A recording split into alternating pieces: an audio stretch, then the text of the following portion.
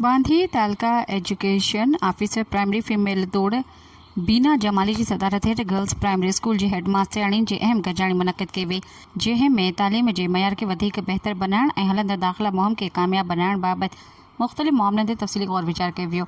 गजाणी दौरान स्कूलनि जी मजमूई कारकर्दगी, शागिर्दनि जी हाज़िरी, तदरीसी मयार, स्कूल स्पेसिफिक बजट जी शफ़ाफ़ इस्तेमाल, स्कूल मैनेजमेंट कमेटियुनि SMC जे फ़ाल किरदार ऐं दाख़िला मुहिम जे पेशरफ़्त जो तफ़सीली जाइज़ो वरितो वियो। इन मौक़े ते बीना जमाली हेड मास्टराणियुनि खे हिदायतूं ॾींदे चयो त हू ॿारनि ताईं तालीम जी सहूलियत पहुचाइण लाइ दाख़िला मुहिम खे वधीक असराइतो बणाए वञे, जॾहिं त स्कूलनि में बुनियादी सहूलियतूं फ़राहम करणु, साज़गार ऐं मयारी तालीम माहौल फ़राहम करण सां गॾु हुकूमती पॉलिसियुनि ऐं तालीमी सुधारनि ते मुकमल तौर ते अमल दरामद खे यक़ीनी बणाए वञे।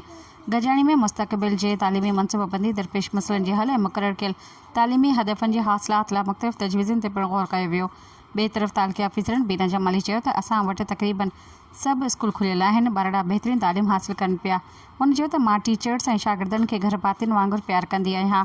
हुन वधीक चयो त जेकॾहिं को टीचर स्कूल गैर हाज़िर रहियो आहे त उनजी पघार बंदि कई वञे।